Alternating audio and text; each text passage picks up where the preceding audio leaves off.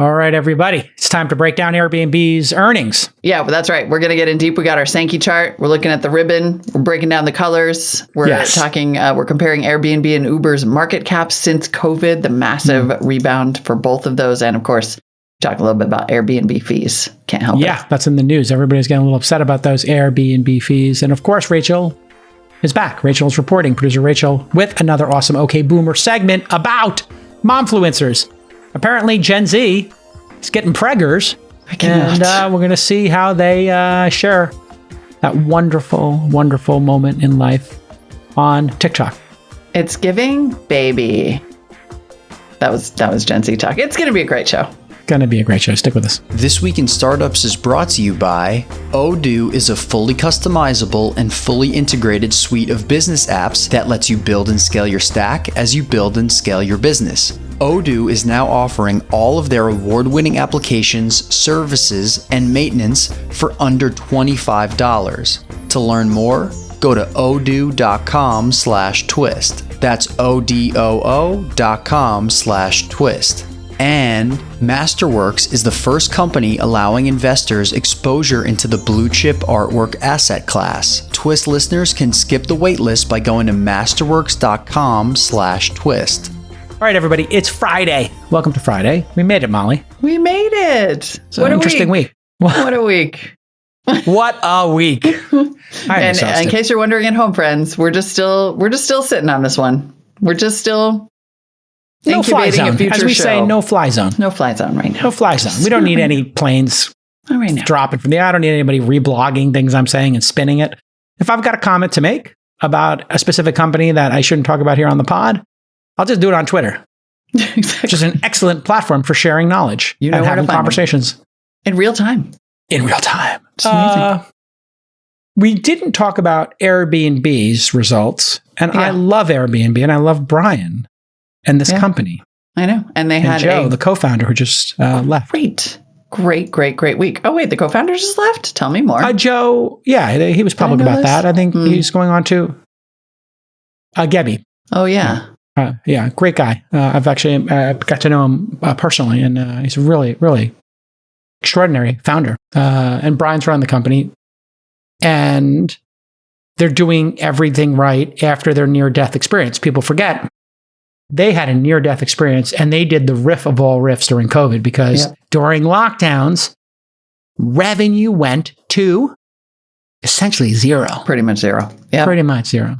Man, talk about scary. There will be future business case studies written on how Airbnb handled the pandemic. And they will say, I'm going to predict now, that it was effectively perfect. My ex-husband was working at Airbnb when the pandemic started, got laid off.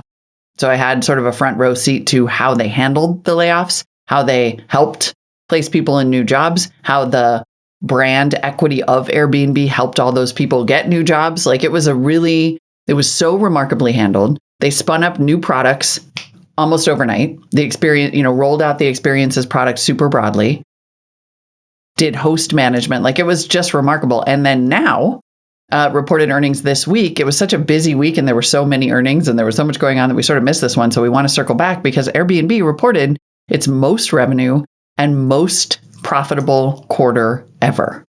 Fantastic. Yeah. It's a reopening story, as we say in the business. And revenue $2.9 billion, up 29% year over year. It's truly a high growth rate. When we talk about growth stocks, over 15, 20% on a big number is fantastic. And free cash flow, and this is what people are very interested in a down market. You're not going to run out of cash and you're showing me the money. Yeah. $960 million, almost $1 billion in free cash flow. The increase in cash flow was driven by revenue growth and margin expansion. Net income was up 46% year over year to $1.2 billion. And Airbnb said the main reasons for profit growth, going back to our conversation yesterday, increased revenue and disciplined spending. Oh, here it is. The reoccurring theme. We talked about this just yesterday with Robin. Mature companies, as you put it. Mature. Which is what they told me to be when I was a kid. They said, can you just act a little bit more mature? And I said, I don't even know how to spell that word. But here you go. Quarterly revenue Q3, let's pull up this quick chart here, Q3 2020 to Q3 2021, really great to see everything going up and to the right. And then you got your quarterly net income. So this is the dream scenario for investors. The revenue's going up and the income, your bottom line, everything's going up. Feels nice to be an investor and a shareholder, an employee, or a partner or customer of this product because the product gets better. And this is what we call network effects, Molly, as you well know. When you have a marketplace and the network effects kick in, you get more users, you get more hosts, they tell their friends about it. The way most people will find out that Airbnb exists as a company is a friend will rent one and then invite people on a family trip or something. Yeah. You've probably experienced this over the last couple of years. We experienced it years ago, but the public writ large is experiencing this, these days. You've never heard of Airbnb. You only stay in hotels. And one of your millennial, Gen X, Gen Z family members rents some beautiful place on Lake Tahoe and invites everybody. And they say, how did you get this place? Is it your friend's house? And they say, no, I got it on Airbnb. You say, what's that? And this is really this is what we called in the business over-the-shoulder virality. People would do DoorDash or Uber or Lyft or Airbnb. The other person with them experiences it. They get in the Uber, they eat the food from DoorDash, or they stay in the Airbnb. And real world virality that is a new phrase for me. I love that. Yeah, it's a real thing. I think David Sachs came out with it. Yeah. Over the shoulder virality. Over the shoulder growth. You peek over someone's shoulder and you're like, what is that product? Basically. What is that? Metaphorically. Yeah. What is that? What is Uber? Actually, over the shoulder came from Travis. And then real world network effects came from Sachs, I believe. He wrote a blog post about it. Here's the market cap of Airbnb and Uber over the last 3 years. You look at that dip. You see the dip there, Molly? Wow. That's is like identical. Yeah.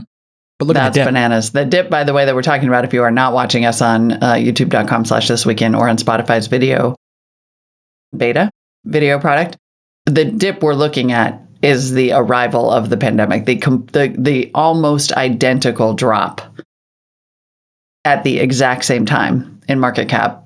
And then the recovery. And frankly, Airbnb recovered much more quickly. Airbnb went public in early 2021, wasn't even public when this happened. Yeah. And you do see, actually, interestingly, Airbnb recover a little more quickly. Yeah. Because they were a safer alternative to hotels. Like they were actually able to offer a reopening experience to people. I think that, like nobody was quite ready to get in an Uber. Yeah. They were still maybe ordering food. You know what I think this was? They weren't taking rides. Yeah. You might be right in the theory. I think your theory is correct. It might be the second factor. The first factor might be, I believe, that Airbnb, because of their RIF, was closer to profitability. And I think what's happened here in terms of the story is Uber getting very disciplined about profitability. Yeah. I think that's why they lag. Could be. And I think that's why they're soaring now, right? You had that 15% day a couple of days ago when the results came out. I think now people have to believe the story, right? You talk all the time with our founders. You do your storytelling to seed companies, right? What's the key component that you try to teach them about storytelling when we do that at Founder University or the Launch Accelerator? That it has to be as crisp and straightforward as possible. Simplicity. Clear over clear. Yeah. Simplicity. Got it. I think that's clear. wise. It's better to be clear than clever every single time. I like it. So when a founder is telling their story, you don't need to use buzzwords. You need to have clarity, be concise, and make it easy to understand and believe the story. Just like a movie. And with Uber, I don't believe that Wall Street or many people believe the story, we can be profitable on a unit economic basis. Now, why didn't they believe that story? Well, because they were losing money on a unit economic basis for a decade. And so to be like a lot, like $1 billion a quarter. Yeah. I mean, it was literally, and Amazon had the same problem. This can never be a profitable business. Amazon, people like this, delivering books can never work. Of course, they found AWS and they found Amazon Prime, and those two things together changed the story. Uber paying $36 an hour to drivers, growing in a recession-ish environment, throwing off free cash flow, Airbnb throwing off free cash flow, people embracing these products and making them part of their day-to-day lives, especially the younger generations who have embraced these products and services. I think people believe the story. And the story is people will pay more per ride. People will pay more per delivery of food. People will pay, and there'll be plenty of inventory for Airbnbs, and people will pay a pretty penny to stay in an Airbnb. Probably prices that are similar to hotels. It used to be the story was you save money on an Airbnb. Now the thing is it's more fun to stay in an Airbnb. You get more for your dollar. Not that it's cheaper, but you get more for your dollar. Is that the value proposition you think now for Airbnb? I think it was for a while. You know, we talked about this on the show where I was saying, like, I think Airbnb went through a little bit of a reputation dip recently. Like, you saw a lot of people complaining about the fees and the kind of that the fees were sort of hidden and cleaning fees were too high. And it was a kind of a golden opportunity, I think, for hotels to have capitalized on that weakness and for them to say, we offer this really easy experience. You don't have to cook for yourself. Like, you don't have to pay a cleaning fee. That's part of the thing. And you and I talked about it briefly, and I was like, honestly, I'm starting to like staying in a hotel. Like, I just want to be taken care of, and I don't want to cook and clean and whatever. But hotels, be it through a combination of sort of like, I think, trying to save money and not being able to hire and keeping a lot of COVID restrictions in place because I suspect it saved them a lot of money, missed the boat. Like, I think hotels had an opportunity to level up and take a ton of market share from Airbnb, and they didn't. However, you do see Airbnb. The only downside in this earnings report was that their guidance heading into Q4 was like not what the market wanted. They projected between 1.8 billion and 1.88 billion in Q4, which it would have been 17% and 23% year over year growth, which again, in just markets being ridiculous, is great. 23% year over year growth is great, but it's not what investors were hoping to see. So the stock was down 10%. I think any dip in Airbnb's growth at this point is because of that reputation hit around fees and the increasing availability of hotels. Like, there's still, to me, a question. And I mean that as a consumer. Like, I'm finding it easier to stay in a hotel. My kid and I are talking about going to New York for like in between Christmas and New Year's. And he's like, can we stay in a hotel? It's just so nice. And I was like, that's very telling from the consumer perspective. Yeah, he wants a room service. He just wants the pool. Does. Looking for a better way to manage your company without tons of expensive, disconnected software? Then you need Odoo. Odoo is an affordable, all-in-one management software with a massive suite of fully integrated applications designed to handle any unique business need.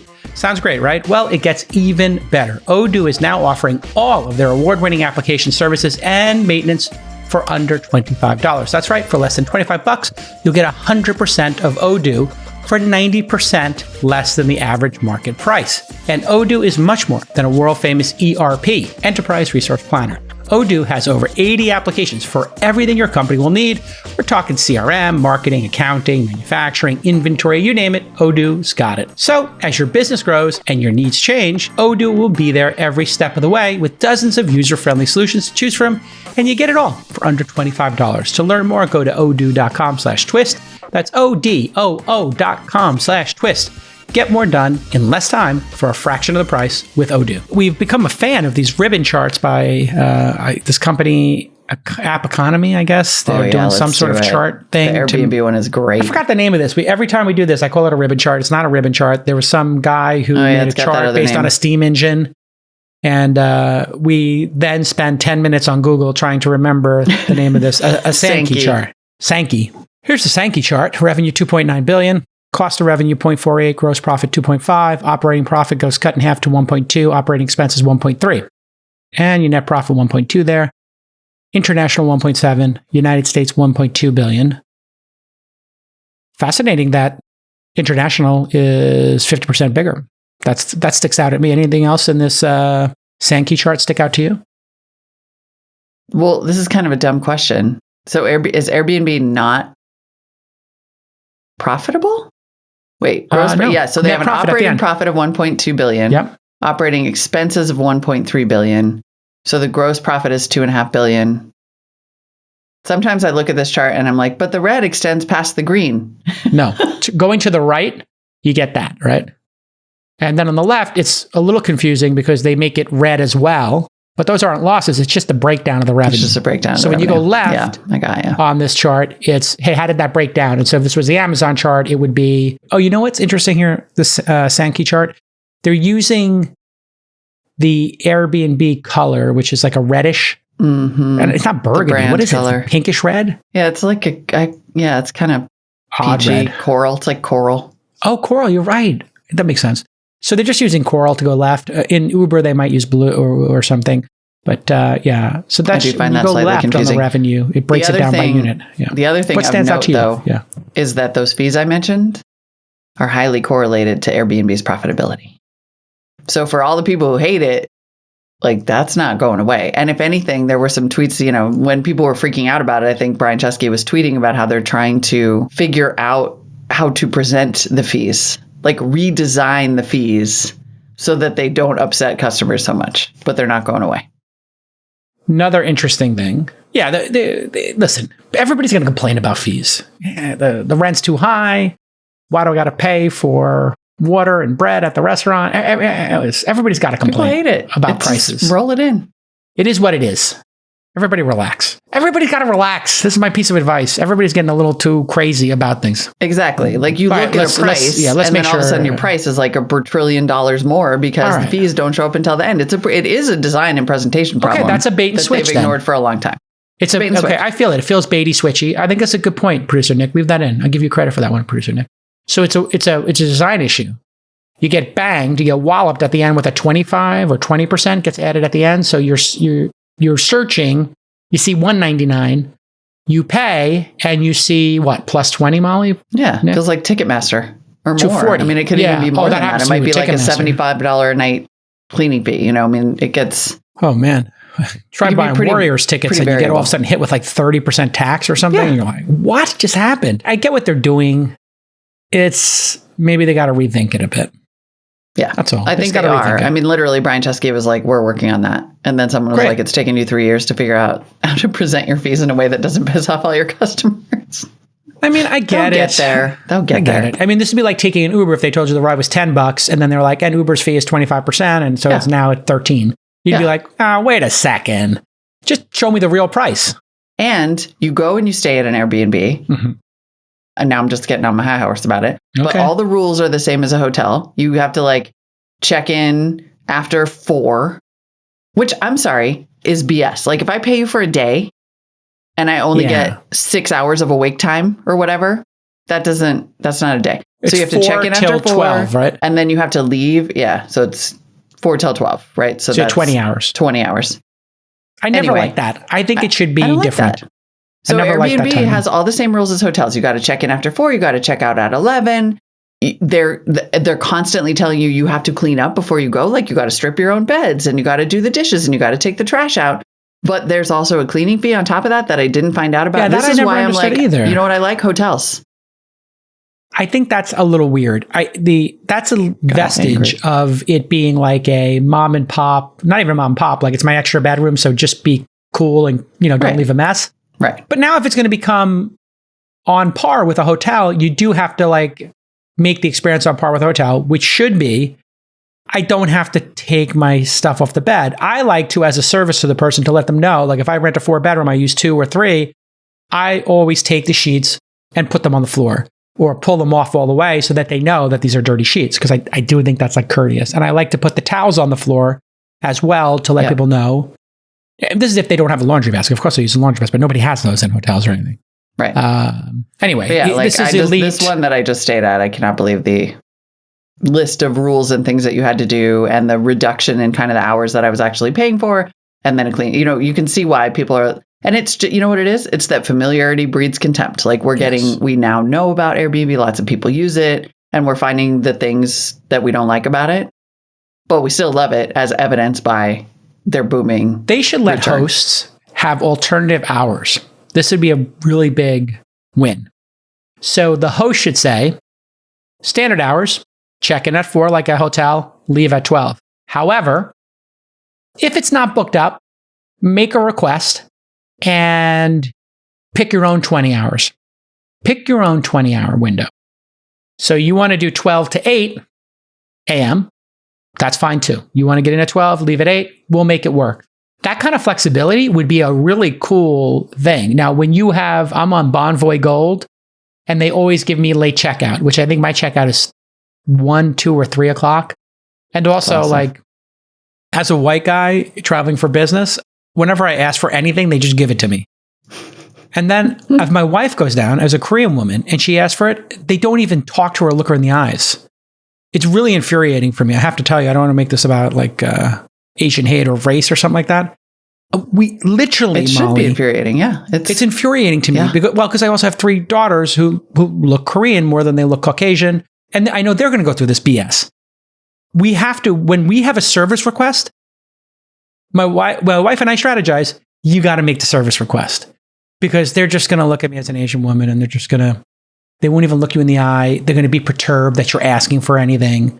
I don't know if it happens to white women as well. I don't want to make this like about race. It's kind of outside the scope of This Week in Startups. It definitely, probably not. There's a higher percentage of it happening to your wife than it is for me, but 100%. I mean, our producer Rachel's like, oh no, you always ask. My boyfriend was wondering, or my dad would like. Is that the hack? Like, my dad invoke a dude to back you up. I mean, it's so lame. Ugh. I can't tell you that. I mean, the number of times this has happened where I'm like, my wife asked for a late checkout and she's in an argument. And I'm like, just hang up the phone. I'm going to go to the front desk. I go to the front desk. You know how I say it? Hi, what's your name? Oh, Molly? Molly, hi. I'm Jason Calacanis. I am a gold member. I've stayed at this hotel. I've stayed at Marriott over 100 times in the past 3 years. I'd like a late checkout. I know normally it's 2. I'd like 4 p.m. Can you let me know if this is possible? Because it would be very important to me. And they look at me, Mr. Calacanis, I'll get you an answer right away. 1 minute.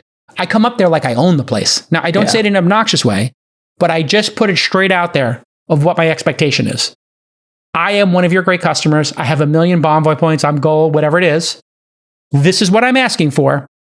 And I'm very gracious about it. I said it a little bit more. I say it a lot nicer. Oh, you know, I was like, that's pretty aggressive. I hate to I'll leave it at, hate to be a bother. Mm-hmm. I'm a gold member. I've stayed here 100 times in the last 3 years because it shows you that in the Bonvoy. I've got over 1 million Bonvoy points. If it's not too much trouble, I got an important business call. Can I keep the room till 4? And I'll be out 4 on the dot. Would really appreciate it if you can get back to me quick because I got to jump on that call. And so I'm just coming down there and I'm just setting the expectation that we're in this together. Mm-hmm. You know, like I'm a great customer. You're a great hotel chain, Bonvoy. I'm loyal to Bonvoy. I don't want to give them a free commercial here, but I love that brand. I love that app. I always SPG. I just signed up for the business credit card where now I get like 60,000 points, and I got and just having the card now, they made me gold. Ooh, it's so good. I super stoked. Advise you. I don't usually do that, but when they get the right points offer, I'm in. I advise you. I don't go Ken on them. I'm not going Karen Ken. I'm walking in. Well, it's funny because you're saying that your assumption is in some ways it's related to your style and the way that you're requesting it. But that's like 20% of it. 80% of it is that you walked up as the white guy. White business travel. And then 20% is how you protected it. I walk up like a CEO. Right. Like I own the joint. I walk up like I own the joint. I mean, I could walk up like I own the joint too, but it won't. And they'd be like, Karen. They'll be like, you don't own the joint, lady. Literally, you walk up and they go like this. Ooh, Karen. Let me get some food. Yeah, exactly. Are you going to freak out? I need to feed my TikTok. Because apparently I have a super freak out on me? Apparently I have a super Karen haircut. No. All right, let's do your haircut. This is the best. I've known you for 20 years. This is the best haircut you ever had. Whatever they did with that razor, I know it's great. It's great. My guy is freaking good. I watched this thing on TikTok. Have you got the TikTok yet? I do have the TikTok. This is an incredible app. This guy has a woman in her hair. And I'm like, what is this video? Woman's laying and there's a butcher block in her hair. Like when your hair was long is on the butcher block. And all of a sudden he lifts like a meat cleaver. And he starts whacking her hair. Bang, bang, bang. And he's like chopping it like he's Tyler Florence, you know, cutting like tomatoes or something. He's just chopping this hair. And then all of a sudden, like within 60 seconds, she gets up and she does the little like hair toss and boom, her hair looks unbelievable. I think that might have been edited slightly, maybe. I don't know, but they're really good at making stuff compelling like that on the TikTok, turns out. It was like a chopping block haircut. It's terrifying. It's Actually, terrifying. I just typed in chopping block haircut. Pull this up, Nick or Rachel. It's a thing. It is? Oh my God. And then I mean, Google it right now. All right. Chopping block haircut. So this is the kind of stuff that they're doing here. Everything is content. This is the actual. Oh my God. This is so hard to watch. Oh, I see. Because it makes like almost like a little razor layer. Oh, Jesus. Well, look, now he's doing the feathering or whatever that is. He's doing the feathering. I cannot even fathom how freaking sharp that like machete. I mean, this made me very nervous. I'm so nervous watching this. And then boom, amazing. I mean, I may grow out my hair to get this. It'll take 2 years, but all right, let's move on. Sorry, everybody. All right, let's do it. Okay, Boomer, coming up next. Friday. It's a Friday show. All right. Okay, listen, we've all seen the IPO market slow to a crawl. And according to IPO research firm Renaissance Capital, in 2022, IPOs are on track to raise the least amount of money in 30 years, which makes sense. You got inflation, you got the geopolitical stuff, we got a volatile stock market, but financial institutions can't just roll over and take these losses. So here's what they're doing differently. According to McKinsey, institutional investors are now allocating between 30 and 50% of their assets to alternatives. You know what alternative investing is? It's not stocks. It means real estate, precious metals, private companies, and even fine art. And Morgan Stanley reported that in the first 5 months of 2022, the average piece of fine art sold for 26 more at auction compared to 2021. And if you want to diversify into fine art, but you don't have millions of dollars lying around, you need to check out Masterworks. They have over 500,000 members and over 700 million in securitized paintings. And they break up each piece of art into shares, so you can invest for a fraction of the cost. I've done this 2 or 3 times now. You can skip the waitlist and join Masterworks today. Just sign up at masterworks.com/twist. That's masterworks.com/twist to skip the waitlist. See important Regulation A disclosures at masterworks.com/CD. All right, it's Friday. Yay. Friday after a long, somebody earned a weekend off. It's no weekend off. I still got to work. But good work. Learning a lot. Let's leave it at that. But where's Rachel reporting? We got Rachel reporting with Okay Boomer. There she is. Yes, so this was a really special recording I had. I actually had one of my longest friends on, and the reason I had her on was she recently had a kid, and I was like, wow, that's so interesting. Not only because I don't feel old enough yet to have kids, but I was thinking about it. We actually have had another guest find out that she was pregnant since being on our show. Nicole Perez, back on episode 1459. She's been tweeting about it. Really interesting. Summer has an entire career built on the internet. She is an influencer with more than 500,000 followers. And I wanted to ask her, how do you think our generation will be treating putting our children online and sharing their lives on the internet? And how will that differ from the prior generation? So freaking really cool talk. Fascinating. After so interesting. Pulled myself up off the floor upon realizing that Gen Z is now old enough to have children. Yeah. The fact that Gen Z is also becoming like momfluencer is fascinating. The evolution of the parenting influencer. What a great freaking topic, Rachel. Zombies. They're becoming zombies. Ooh, zombies. That's interesting. Yeah, Gen Z mommies. So a Gen Z right now is like in their 20s, right? I guess is what we would. Yeah, so she's probably about 25 now. And I think my mom had me before then, or right around when she was 25. I just don't feel old enough. Like don't even think I could keep a goldfish around right now. But it's been really cool seeing her journey. But I guess like the only thing I have to like compare it to would be like those mommy bloggers or mommy YouTubers. But I have never really seen somebody who's had like their entire life on the internet, like Summer has, who she has never had another job other than, promoting clothing and doing influencing on the internet. I'm like, how does that like totally shift your thought about sharing your child's life? Like that must make some kind of impact. Wow. So Summer Rachel Warren coming up next with Okay Boomer. I am fascinated by this. I cannot wait to listen. It's actually interesting, Molly, when you think about it. Gen X, we had mommy bloggers.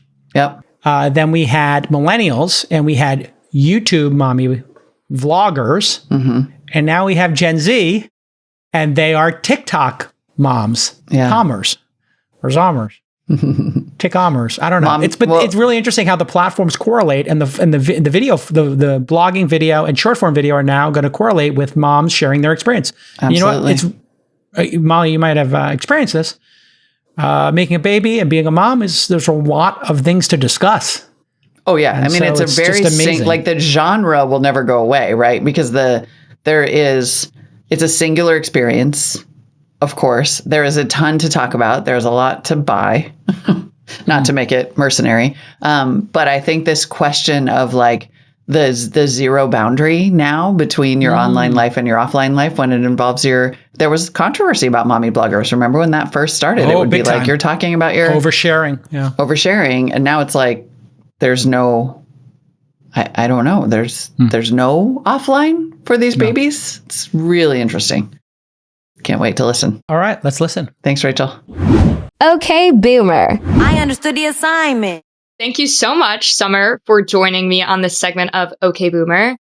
This is a very special segment for me because Summer and I actually went to middle school together. I've known Summer for a really long time, and I'm an Army brat, so don't have a lot of those friends. So this is really, really cool. Summer has 500,000 followers on TikTok. She is an influencer on TikTok and Instagram, mostly covering the fashion space. And she's also a new mom. And I want to talk about both of those things today. So thank you, Summer. Yeah, of course. Thank you for having me. I'm so glad we're doing this.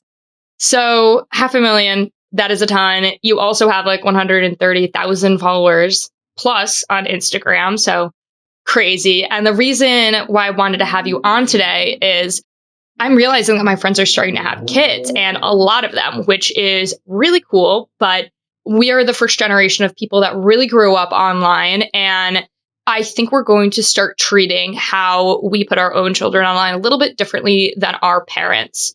And from the nature of your job, where you're constantly online and you're a new parent, I feel like you're going to be a subject matter expert at this. And I think we should back up before we dive into what it's like being a mom and having your life online to how has it been being a full-time influencer? Like, this is a fairly new career. How did you get into the space? How long has it been? And give us the rundown. Yeah, no, it definitely is new. There's like really no guidelines or any public really like rules about our job at all. Like, we don't have HR if something's going on. And we don't really have anyone to lean on when it comes to problems or just, like asking for appropriate wages or being paid correctly. So it is a difficult industry to navigate being so new. But I basically got into it working at it's a social media PR. It's called the Mayfair Group. It's this whole like crazy startup. They didn't really know what they were in the beginning, but they turned into a big merch company. And I was a part of their social sector. And I met other influencers there, and they were all just like kind of just not gossiping, but I would just overhear, them talking about, oh, Princess Polly just paid me like $7,000 to make a video. And I was like, $7,000? Like, yeah, I was like, I couldn't even fathom $700 when I was in college. This was 2019. Like, this was before the pandemic. Like, I really didn't understand money or numbers, and I still am figuring it out now as an adult. But, in college, like $100 like seems like enough to get by when it comes to like food. And, you spend most of your money on alcohol. Like, you don't really have priorities. Well, at least I didn't. Some people do in college. But like, I heard $7,000 and I was like, how did you even get that brand to send you clothes in the first place? And like, these girls would walk into the office wearing brand new clothes, the latest trends.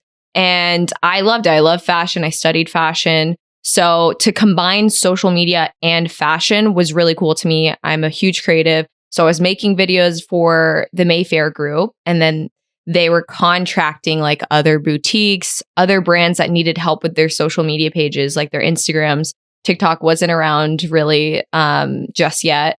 And they needed like girls to create, user generated content and make it seem like their brand was kind of the hype. And I realized, oh, well, why don't I just do this on my own Instagram and TikTok instead of doing it for, a company who gets paid way more? Like, cut out the middleman. Why don't I just do it directly to the brand? So that's what I did. I did the internship, pro bono, didn't get paid at all, worked like a dog. Yeah, learned the ins and outs, and then, just picked up like tips along the way, like how to charge, how much to charge, who's paying, what brands are actually paying, what brands don't. And I got emails from other girls. Like I really did some digging, and it takes a lot of like socializing and network to really make your way through this very secretive industry. Yeah. It's super interesting hearing you talk about your path, because obviously like this isn't something that you're necessarily applying to over on LinkedIn. Like you said, this is basically being a like a small business owner, freelancing. Like I see that like those two sectors being even more similar to being an influencer than like a traditional job. And it's always interesting to me when people knock influencing as a career, because it says it kind of in the name. They're like, it's not a job. I'm like, okay, let's think about this like critically really quick. So you're influencing. You're literally influencing to sell something. We don't knock on people that do sales, and being an influencer is literally influencing somebody to buy something. Like this is just a new sector of sales that we're getting into. Obviously it's working. There wouldn't be that many people making this much money if it wasn't working. So this is a new space that navigating, like you said, is really, really difficult. And I've heard about things going around. We had Natalie Babaru on the podcast, who's a YouTuber turned founder. And she has explained to me before that there is like things like Google Sheets that go around saying how much people get paid. It's just really interesting hearing about that side of things and navigating an industry where, like you said, it's pretty secretive. Yeah, it's very secretive. And I mean, yeah, I've heard some ideas, finding out, like trying to find middle ground when it comes to rates. And it gets very competitive, like you'll hear another girl got the same deal as you, she had to do one post and 3 Instagram stories, and so did you, but you have a bigger following than she does. And then you think like, oh, am I not good enough? Like, why did she get paid more? And it really goes down to like these PR or these like influencer relations girls it's usually girls. They only get a max budget from the brand that they work for. They get like, let's say $24,000 to spend on a certain campaign. Like they have to spread that out amongst like their favorite influencers. And it just kind of sometimes boils down to like getting like the scraps sometimes, because they just, reach out to you last, or their biggest influencer that they really wanted for the campaign asked for like 80% of their budget and they really wanted them. It really just depends sometimes. And it also really depends on like who's trending at the time, because there's always an influencer who's got their moment, and they're going to be just like on every single campaign. Like people are just going to be asking for them. But it is tough just knowing that there really isn't any like middle ground. I think it's honestly because it's a female dominated industry. Like I hate to be like, oh, it's because, men get paid more, men have more like say in things. But I have definitely felt in like rooms, even virtual rooms, where I don't have much say solely because like I'm a girl and I feel scared to even ask for what my worth is. And I think if this was a male dominated industry, it would be no question. It wouldn't be like, oh, influencing isn't a real job. It would just be like, yeah, that's a man doing his job. But when it comes to females, because we use our beauty, we use sometimes our bodies, sometimes, our bodies and our brains, like our looks all come together in this. I think that really upsets a lot of people, because that's almost a privilege to have. Like not everyone can use their looks and make money with at the same time. So I definitely see where people come from when they get kind of bothered by influencers. But the way I look at it is we're all gifted at something. We've all got to like make money off of some talent that we have. And if that's someone's talent, using their body, modeling, like I see nothing wrong with it. Yeah. You see people that are influencers ranging a little bit more than you see like the traditional fashion industry, I think, in what they look like in body types. And I think a person that highlighted the industry and people struggling in the industry and bringing light certain issues that happen that I, as somebody that doesn't work in that space, was the controversial TikToker, Victoria Paris, has spoken about time and time again about how she's like, I'm a skinny white woman on the internet. This is why I get sent this stuff. And it's so interesting, like hearing somebody who is at the top of a lot of influencing. Obviously, there's like Emma Chamberlain, another skinny white woman, who is up there, is probably like the person that I've seen the most, and she might be the most popular influencer. The one on the male side, I guess, would probably be like Mr. Beast. And even seeing, the two different spectrums of them, I think is just really interesting. And I think being a woman in a room, especially a room of men that get to dictate how much money is on the table, happens a lot with female founders as well. I've never been in the room, and I've never worked in an industry where my paycheck was determined about like what I wore that day, how much content I made out of it. I've always worked like kind of in this space. I can see how female founders like also struggle being like, how do you even approach a conversation sometimes? And maybe not even just female founders. This could be a young founder, somebody that doesn't, an inexperienced person in the space. Like, how do you even go about having those conversations? Like, there's no rule book, and there probably won't be somebody that makes a rule book on that for a very long time. And I think that's an important conversation to have, especially when it's like your livelihood. And another huge aspect of your life that I want to touch on today is you are, like I said, you obviously make a living online. This is your full-time job. It has been out of college, which is awesome. Now you have a wonderful daughter that I had the pleasure of meeting a few weeks ago, which was crazy. It's so awesome.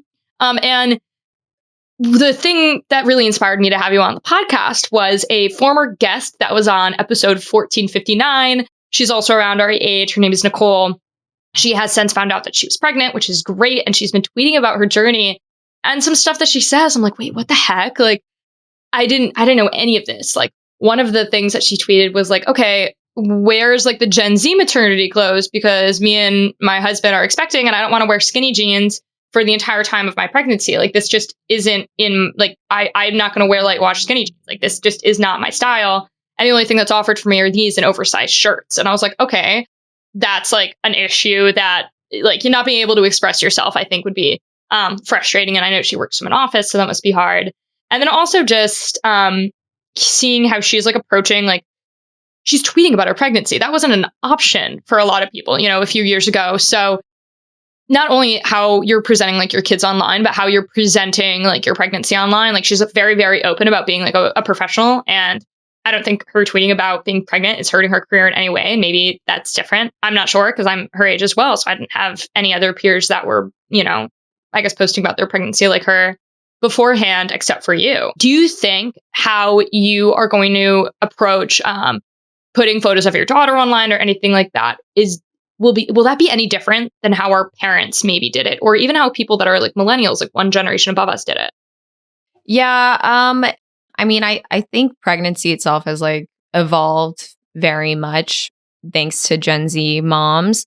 I honestly debate this a lot. As I've told you before, like, don't know what's too much because my partner believes in like the evil eye and he's taught me a lot about it. And I've just never really, I've heard of the evil eye, but I was like, I don't really know what exactly that is. And it's just like, there is like people out there, there are people that are kind of wishing like poor outcomes on you, or like poor just like things to happen to you if you're doing really well, and like showing that on social media and almost like bragging about it. And I've actually gotten a lot of DMs too of people who believe in the evil eye asking me like, aren't you scared? Like, don't post your baby like of her eyes and her face because she's so young, and babies are so pure, they're like literally untouched. And it's very interesting. It's very a polarizing topic, obviously. And my partner brought to my attention the other day, I don't know if you've heard of this, digital kidnapping.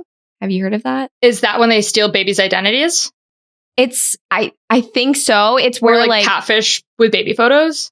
Basically, but these people like pretend that your baby is their baby. Interesting.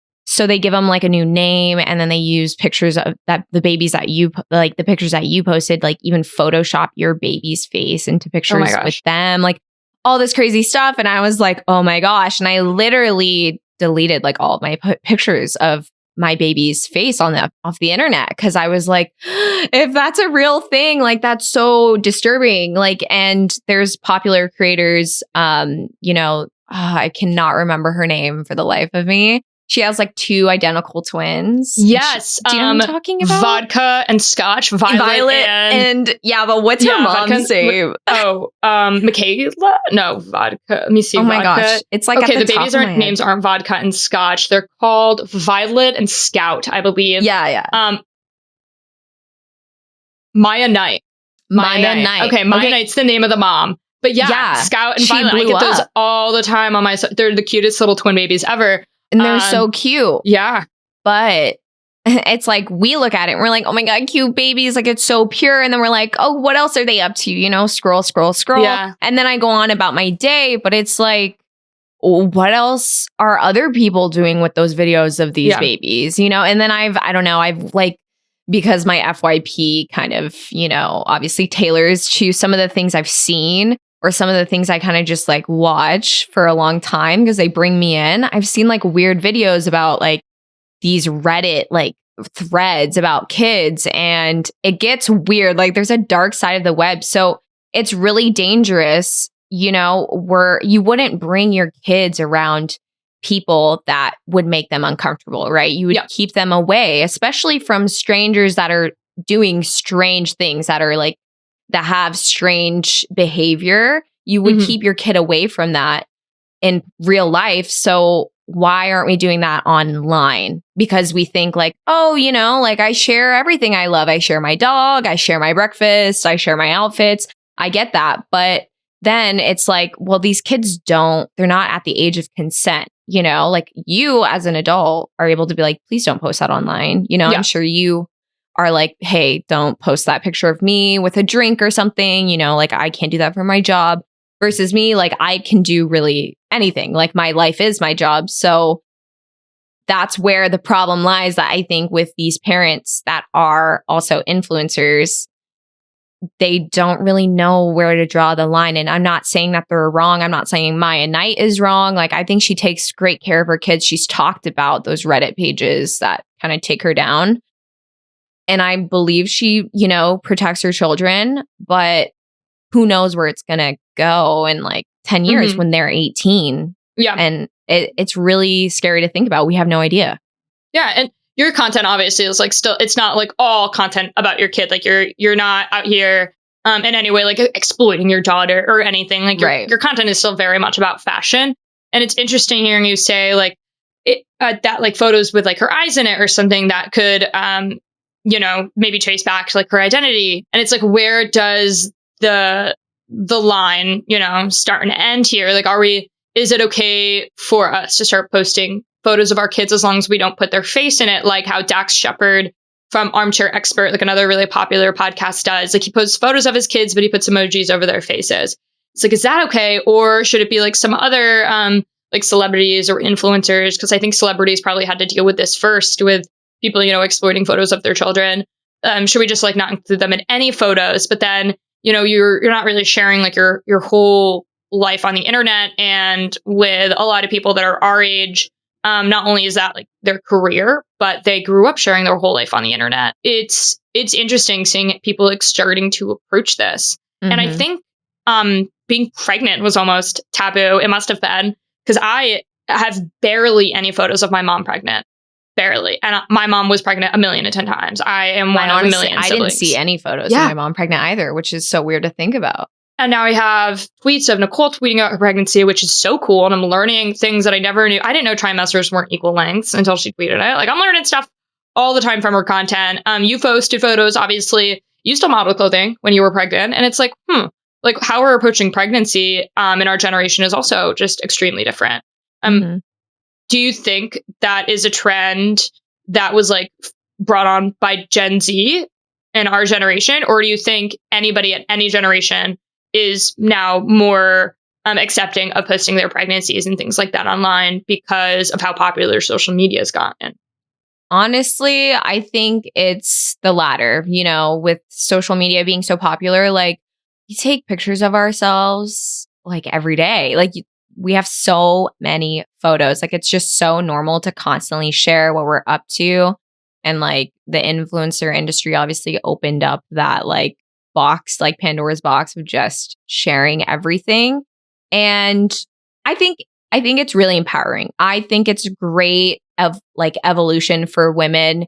We're kind of like taking power of our over our pregnancies and sharing everything, because honestly, everybody kind of makes pregnancy before I got pregnant. Like, I feel like people really paint it out to be some like glamorous and like beautiful, feminine, like journey. And it is, but it's also like one of the worst journeys ever. It obviously, there's balance in everything. There's pros and cons to everything.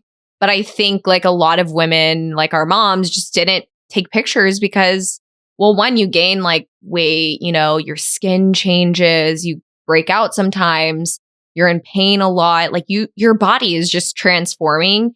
And I think there's just a little bit of shame in that. And it's like, usually you just took pictures at like your best moments. Yeah. And now I think it's cool how we've kind of like evolved and shown like the good and the bad. So everybody's aware of the experience and what it's like. So we don't just like keep dusting things under the rug and being like, oh yeah, by the way, like that's also going to happen to you, but you're already like 2 trimesters in, so deal with it, Yeah. So I think it's positive. I like where it's going. But I think we should just focus on like the mother's journey more so than the kids. I think we should protect the kids. Like, even I'm kind of coming to this realization as we're speaking. Like, I think what was so cool about sharing my pregnancy is like, I just felt really powerful. Like, this is my experience. This is my choice. And I'm going to share and educate everyone. And like, we're taking this journey together. But like, it was about me. But then once you give birth, it's like no one really cares about the mom anymore. They're all like very hyper focused on the baby. And I get why, because babies are amazing. I love them, but Yeah.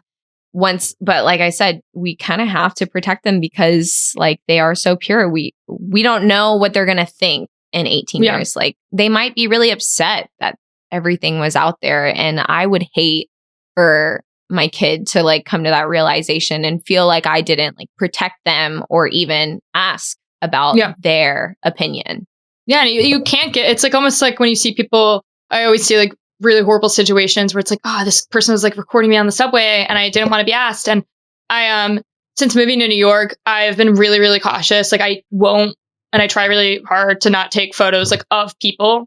Even if you see like a famous person, I'm always like, this isn't, not appropriate, but like, I don't have their consent. If I'm not going up to this person, say like I saw Chloe Cherry from Euphoria, which was really cool. I know. And I was like, yo, this is so sick. But she was walking kind of ahead of me and I couldn't catch up to be like, oh my gosh, like that's really cool. And say hi. I don't even know if I would have, honestly, because I was probably nervous. But I was like, oh, this would be really cool to take a photo of, but I don't have her consent to take a photo. And it's something that like I have to think about.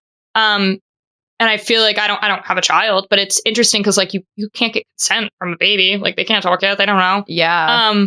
So it really does. I don't know. When you think of it like consent. I mean, I like, asked my partner, like, can I post this? But that's because like I have 130,000 people that could potentially see what I'm posting and then send it to someone that he knows. Like, it's just, or like find out where he's at. What if he, told someone like he was too busy, to hang out, and then he's like out with me. Like, it's just an invasion of privacy almost. Like, like, my parents never went through my diary. They never like went into my room without like knocking and slowly coming in. Like, I feel like it's kind of the same thing, but we think it's just like really sweet because it's like kind of sharing your dog. Like, oh my God, my dog looks so cute today, but it's so, humans are so complex. Like, and I think we just think babies are so freaking cute, and I totally get it. And no shame to any moms listening to this that want to continue sharing their kid. I just think we should keep in the back of our minds and just like really take it back a notch on what we're sharing, and like break it down and kind of put yourself in those shoes at like 18 years old if you figured out that was happening to you. Yeah, totally. And I remember like, being in middle school, high school, we obviously, both of us grew up like really far away from extended family. So my mom was one of those Facebook moms, loved posting on Facebook. And I remember being like, I don't really want you posting that photo. Can you untag me? And my mom would get upset because she was like, I want to show like, I want to show you your soccer photos off or something like that. And I was like, yeah, but it's like a bad photo of me. And in her brain, she was like, I want to share because I'm proud of you. And on Facebook, it was mostly like our family that lived really far away. And that was important to her. And it was interesting because for her, sharing was literally sharing to like that group of people. And for me, sharing almost felt like, I was like, that's embarrassing. If there was like a photo that I didn't think was very flattering, or just a photo that I wasn't like feeling like, if I wasn't confident that day. I even talked to my mom about this today because I'm like, this is so interesting. And now I could care absolutely less if my mom posts about me or of me on social media. I'm like, Mom, whatever. Like, I'm talk on this podcast once a week. And if somebody wanted to get a bad photo of me, easy screenshot. So I'm okay with it now. But as a kid, I'm like, you know what? That's like, I don't know. It's just, it definitely does put something in your mind. And how my mom sees social media, even to this day, versus how I do, and not just my mom, but that generation, is completely different than how we see social media. So it's going to be interesting seeing more and more of our peers have children and how they approach that. And I do think, I don't think, first off, I've necessarily had thoughts on posting about my own children or pregnancy for very long, just because I haven't had that many friends yet that have had kids until literally this year. I'm almost 25, and I think this is like the age where I had a few partners that got married right out of, a few friends that got married, for example, right out of college. Some people that have just been dating their partners for a really long time and decided like, this is like, we have stable jobs now. So it feels like a natural progression for some of my friends to start having kids, which is so crazy to even think about because I don't feel that old yet.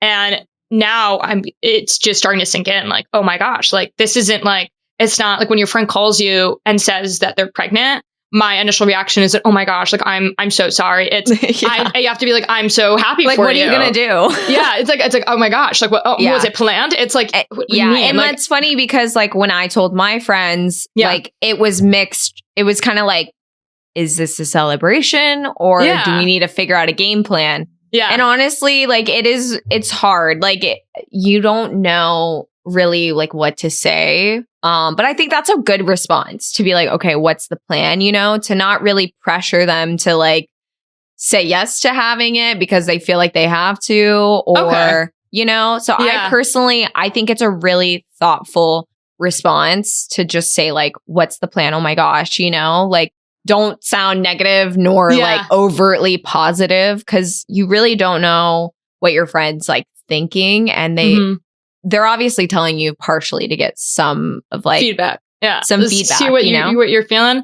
Yeah. It's definitely, it's interesting. I think like part of me was like, oh, I don't know if I really want to share my kid on the internet because I see how much comments that like we'll get comments on the podcast, and almost all of them are sweet, but like one every, like blue moon, I'll get like a really creepy one or one that like doesn't like sit well with me. And I'm like, oh, like I don't like that. And I don't want my kid to ever be exposed, even if it's one comment out of, a blue moon, to be exposed to that.